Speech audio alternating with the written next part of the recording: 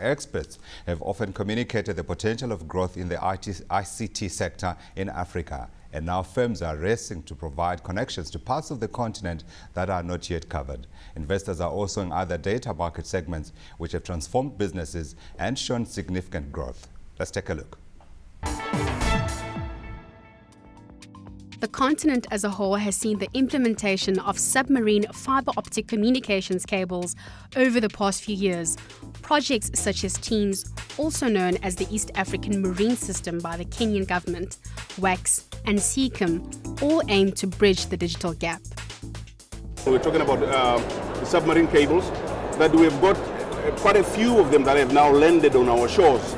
So the prices we used to get in the past, or the prices we used to charge in the past on the wet portion, which is the submarine side of the business, margins have really gone down. I think what people are talking about is we have the submarine cables now that are sitting at the coast. That has to be taken from the coast, and it has to reach every individual home inland. That is where the challenge comes in, because the benefit can only be realized when an individual customer is at the home and they can pick up their phone or pick up whatever instrument that they are using and be able to get that access. Since the 2000s, stakeholders such as the World Bank have been involved in ICT reforms on the continent. These have helped attract an estimated $30 billion in private investment for mobile network infrastructure in developing countries. The real action is going to happen when you've gone to the individual country or the region. This is where the regional economic commissions are very important, but also the national level, where you actually have the meeting at the national level with the government, where the head of state, the minister, are making themselves and committing themselves to putting in the regulatory or whatever other reforms are needed to make these happen. And as most investment is from the private sector, ensuring a conducive regulatory framework is crucial. In Africa, the number of countries with an ICT regulatory agency has grown from 26 in 2000 to 44 in 2007, which also facilitated the ease of doing business. One of Africa's most talked about ICT success story has been the rise of mobile money transfer services. And this has been particularly more successful on the continent, as it has allowed Africans to sidestep pervasive infrastructure constraints and share information more freely. With more than 500 million mobile phone subscribers across the continent versus the 246 million in 2008, investors are continuing to saturate the market in a bid to gain more clients. Mobile players such as MTN, India's Bharti Airtel, and Britain's Vodafone have solidified their African footprint and captured their share of the African market. And this has encouraged further expansions for other companies to embark on ICT expansion plans. And it's about access, it's about speed. So if we can even improve the speed in Gauteng forward, we will have achieved as part of our mandate. So it's about bringing the prices down, it's about that. It's not about leading this market. We are about complementing and making sure that the country as a whole get the benefit of the technology. And according to a research report by Morgan Stanley, better coverage by big money firms such as Airtel could see a decrease in tariffs and a more competitive market. It's attainable if we get our act together on providing, high speed, high quality, very low price broadband.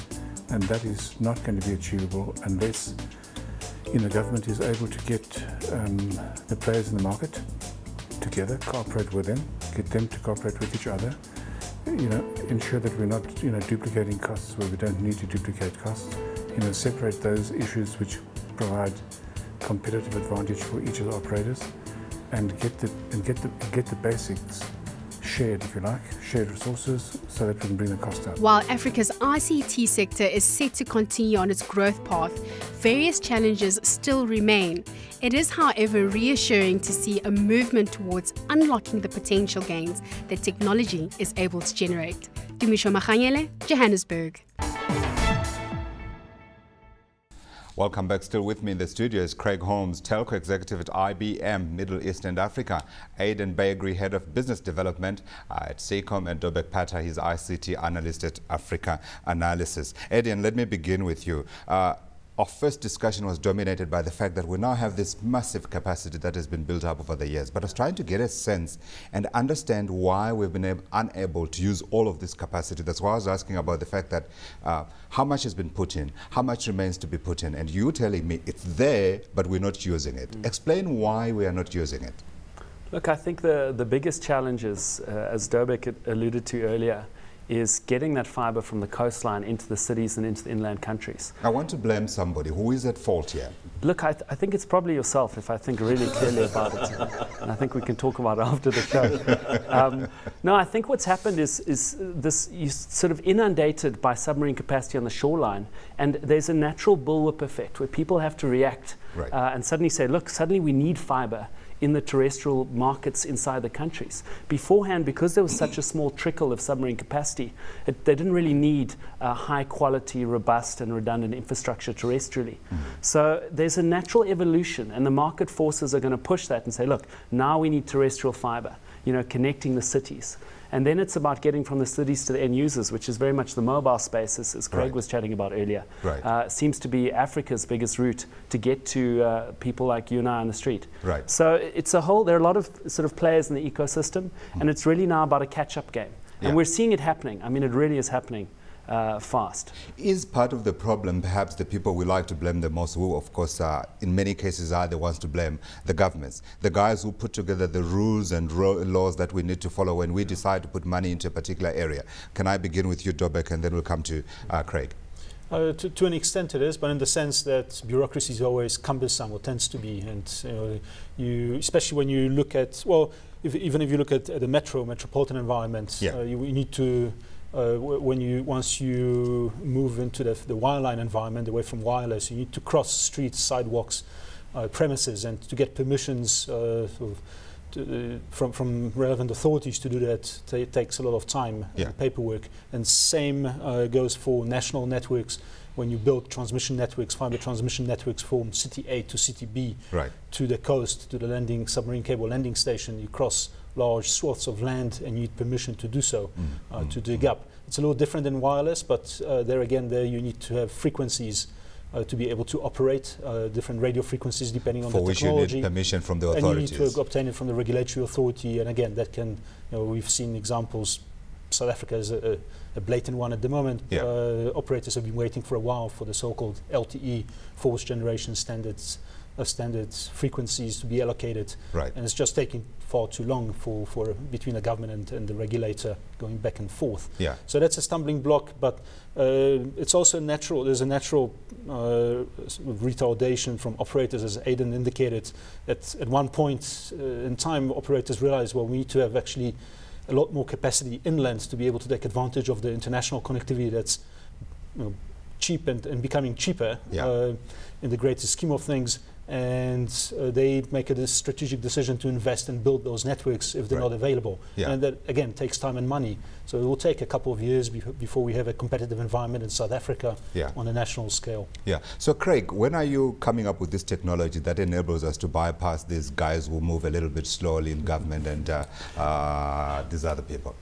Look, I think for us, I'm going to stand on the side of the regulator, putting aside the perhaps the speed at which they're executing. I think the role of the regulator is absolutely essential. For us, mobile in Africa is going to be the dominating platform over time. We are investing on the back of that. I think as the use of smartphones increases, as the use of the device in let's just say in financial transactions, in things like research, online learning, etc. I think data privacy and security are things that are absolutely paramount. I mean, we're investing as IBM a lot in looking at these matters. Increasingly, we're seeing a much more flexible mobile workforce in Africa. A lot of people bringing their own devices to work and stuff like this. So really, the security of corporate data, the security of individuals' data is absolutely paramount, and I do believe the regulator has a very proactive and important role to play in all of this. If this, come back to the phrase I coined, which is this commerce ecosystem. As this commerce ecosystem starts to mature, we see a collaboration between the operators, between the financial services institutions, between retailers, distributors, etc., we really see mobile being the predominant platform on which a lot of these transactions will take place. Yeah. Unfortunately, time is running out now. We need to move quickly because I want us to talk about returns and the opportunity that we keep talking about Africa now. You are, of course, in part already bringing in research capacity into Africa. Talk very quickly about the research center that you guys are putting up in Nairobi. Okay, so this follows on. We have built an innovation center here in South Africa at our office in Sandton, and yesterday we opened up our second research center in Africa. It's really about providing a platform for students, user groups and that to come and start to use the technology, the mobile technology, in order to start to build out this commerce ecosystem. So students building applications on behalf of the mobile operators, young entrepreneurs being able to come and use technology to start their own businesses. So typically we're doing these research centers in collaboration with the universities. It definitely sounds exciting. Yes, I have to cut it short because we're running out of time. Let's talk about returns. Aidan, let me come to you. Have you seen all your money that you sunk in come back? And how are Africa's returns when you compare against other parts of the world where, of course, there's opportunity?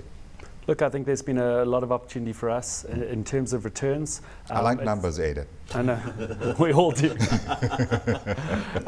Look, it's a long-term journey in Africa always. You know, you need to see to set the distance. So no, we've seen good returns in our first few years, and we've seen phenomenal growth rates of over 1,000% in almost every country we've landed in terms of mobile broadband consumption and broadband consumption as a whole. Sure. Does that apply to you as well? Definitely. As I say, the thing is now is how do you build the value on top of this so that we can start to put money back into the system. And we've got a number of solutions and technologies that we're working with operators in order to do that, including actually working with CCOM on some of our network technologies.